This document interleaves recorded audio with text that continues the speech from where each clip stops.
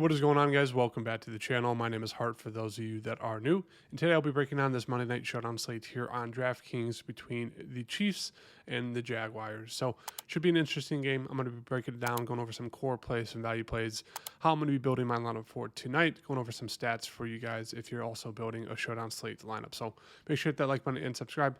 Let's get right into this breakdown. Heading over here to the spread and game total. Right now, it's a 3.5 point spread favored to the Chiefs and a 45.5 game total. So nothing too out of the ordinary there. Should be a standard kind of game script according to Vegas as of right now. In terms of injury news, the only significant injury news right now is going to be the Xavier Worthy question mark. It came out yesterday, that he was questionable with the shoulder. His ankle swelled up, but they're expecting him to play, and all of his props are still on the sports books. So Vegas right now is assuming that he's going to be good to go for tonight.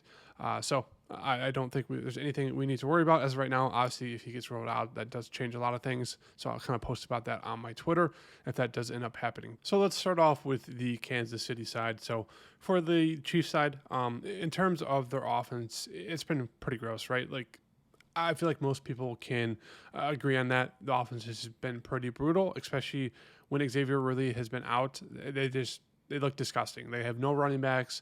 Travis Kelce looks slow and old. It's just been pretty gross so far, right? So obviously having Xavier Worthy back is really, really helpful. Got hurt in week 1 there pretty early. Shoulder, ankle, hurting him, but it looks like he should be good to go. All his props are up, so it looks like he's good to go tonight, which is huge for this offense because it really helps them get into the flow of things and kind of open things up. So in terms of the Chiefs side, Patrick Mahomes is going to be probably the highest owned player on the slate for obvious reasons. He has rushing upside, but obviously he's been very, very productive and solid, even when this offense has been pretty, pretty brutal just in terms of flow and his weapons. But yeah, as you can see, massive captain upside. I think he makes for a great flex play, great captain play. It really comes down to kind of how you think this game is going to go. Is it going to be more so ground and pound, good defenses, kind of slow and sluggish? Just because if we look at it, from an overview, both defenses are pretty solid. I think the Jaguars are a little bit suspect just because they haven't really played the best teams. They've been playing pretty bad teams offensively and teams overall. So I guess you could say, a slight asterisk on that. But then both offenses for both teams are pretty suspect as well. Like, they just feel gross. So, it's kind of leaning towards one of those games. I don't want to kind of go all in on that game script just because we saw that with the, the 49ers and Rams on Thursday Night Football, where the 49ers were down to like wide receiver 4, 5, 6, and 7. Like, they had no one. They were completely injured, and Mac Jones went out there and they balled. Were leading the entire game pretty much, and they won. So, never count out a team, but it's just one of those things, like game script prize, it does feel like this could be kind of a gross, slow game where defenses and kickers are a little bit more valuable. But for me personally, I think Patrick Mahomes is just one of those guys you just throw into your flex or your captain and you feel good about it. In terms of Xavier Worthy, if he's good to go, I don't think there should be any limitations. If we take a look at his weekly snap share for week 4, slightly concerned that it's only 60%, but he ran a route every single time that he's out there. Essentially, I expect that number to go up or probably stay around the same. But still, he only ran 60%, or he's only out there for 60% of the routes, and he saw 8 targets. Clearly, the wide receiver 1, I think he looks like a great captain play, looks like a solid flex play. I think you kind of start off your build with those 2. If you're only building one lineup, if you're building multiple, obviously you can go different routes. But for me personally, this is kind of where I'm heading as of right now at this point in the day. So really like those 2. In terms of Travis Kelce, I think he's too pricey for me. If you think there's still some magic left in his body, you could definitely get to him. As you can see, you're going to see around 5 to 7 targets. Obviously, you can get a few more. You can always get a red zone target or a touchdown, which we haven't seen since week 1. So I wouldn't be surprised if he does fall in the end zone tonight. So I think I slightly prefer him more than the field does, but I think at his price tag, $7,600, is kind of that second option / third option. I think he's okay. As of right now, I'm not really getting to him, but if you want to get to him, I think it's fine. Hollywood Brown, as you can see from the weekly snap share here, he's really tanking in terms of the weekly snap share. Now, they did, kind of handle the Ravens there pretty easily. So kind of towards the end of the game, pulled a lot of their guys, thus why the kind of week 4 numbers are down more than usual. but he saw a drastic kind of change there. Most people were within like 10%. He was about 15% less, kind of like a Tyquan Thornton situation where $7,000 for a guy who's kind of wide receiver 2/3 now. I'd put him behind Juju Smith-Schuster. I don't love that price tag for him. He's just more so one of those guys. If you land on him, sure, but I want to go out of my way to play him just because he's kind of in that wide receiver 3 role, and that's just too pricey for me at $7,000. Moving on down here, Harrison Butker, I like him at 5,400. As I mentioned, this offense is not the best. They kind of sputter out at times. Could be one of those gross slow games, and he's one of those guys, if they get within range, he can hit up to 60 yard or so. He looks really, really solid tonight. Tyquan Thornton, as I mentioned, his snap share has drastically dropped, especially with Xavier Worthy back. He only saw 34% of the snaps. He's more so a boomer bust guy, as we saw from previous games. Now, he has some talent. Maybe he breaks a few big ones, but at 5,200 as wide receiver 4, I just don't have a ton of interest in that price tag for a guy who's boomer bust, more so that deep ball. If he catches one, sure, he can pay it off, but he really needs to get an end zone and catch like a 60-yarder. For me, I'm going to stay away. If you're going to get to a guy on the cheaper side for the Chiefs, it should be Juju Smith-Schuster. As you can see, just been solid overall, and he's running about he's out there for about 80% of the snaps. So clear wide receiver 2, going to see about 3 to 6 targets. Nothing too crazy there, kind of short and intermediate targets.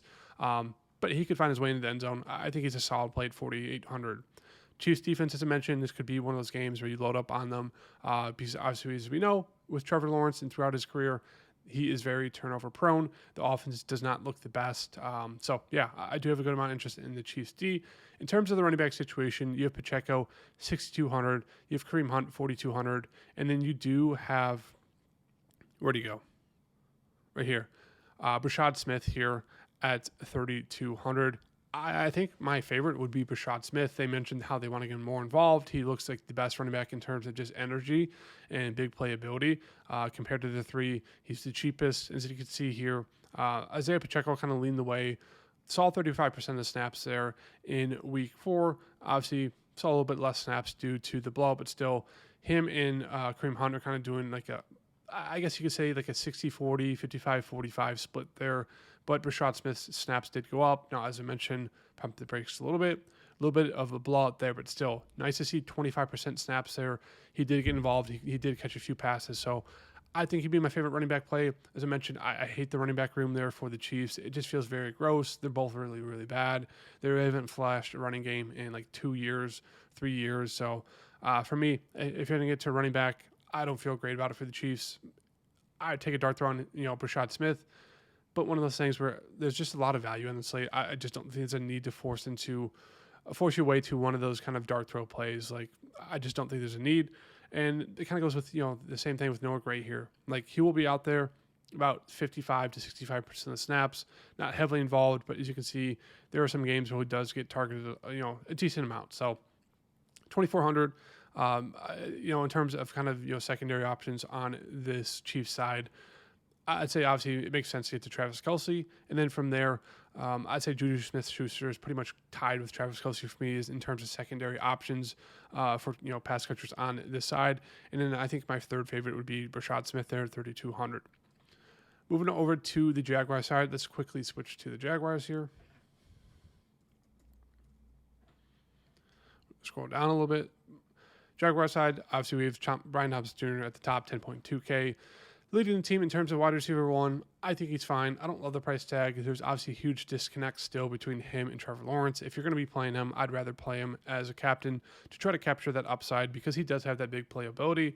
He's wide receiver 1. He's seen 7 targets in at least pretty much every single game, if not more. So I think he's fine. I prefer him in the captain spot just because if he does have a huge game, does have a kind of a breakout game, not likely because they're going against the Chiefs and this defense, and McDuffie's a great cornerback, but more so if that does happen, you can capture that upside as a captain play rather than a flex play. For me, I prefer getting to Travis Etienne Jr. Going to see close to 20% 20 touches per game. He's seen about 65% of the snaps there. Clearly running back 1, and he has that big play big play upside, explosive play upside.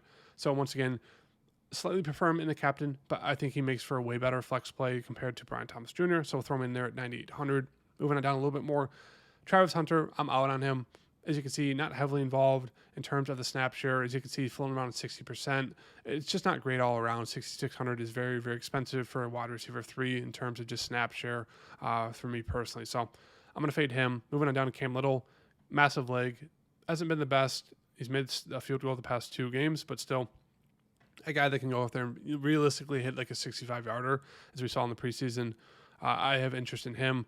Brenton Strange makes for kind of the best pass catching option on this team. As you can see from the snap share, out there about 85% of the snaps. As you can see, he's just, heavily involved. Not the best matchup here against the Chiefs, especially for tight ends, but 4,600 for pretty much kind of a Juju Smith-Schuster type, where he'll be out there, he'll be running routes, and he's going to get a few targets. I think he makes for a really, really solid play there at 4,600. So I have a good amount of interest in him. Jaguars D, don't love it. Parker Washington, he had some big games there in week 2 and 3 in terms of just, targets.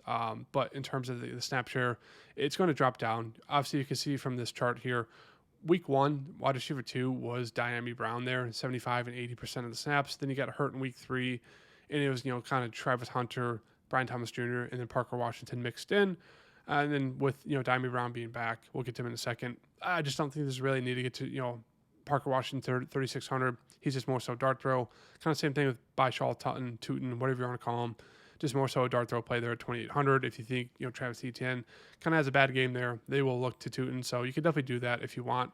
As I mentioned, Dyami Brown, kind of my favorite play, favorite value on the slate, just because as we saw in week 1 and 2, 75% of snaps, 80% of the snaps. And he was targeted, 4, 7, and 3 before he got hurt. He looks really, really solid there with Trevor Lawrence. So I think he makes for a really solid value play. You're going to throw him in there at 2,000 for now. I think I forgot to go over Trevor Lawrence. I think he's fine. I think he's fadeable just because, as we've seen, this offense has not been the best. Just that disconnect is still there between him, Brian Thomas, Travis Hunter.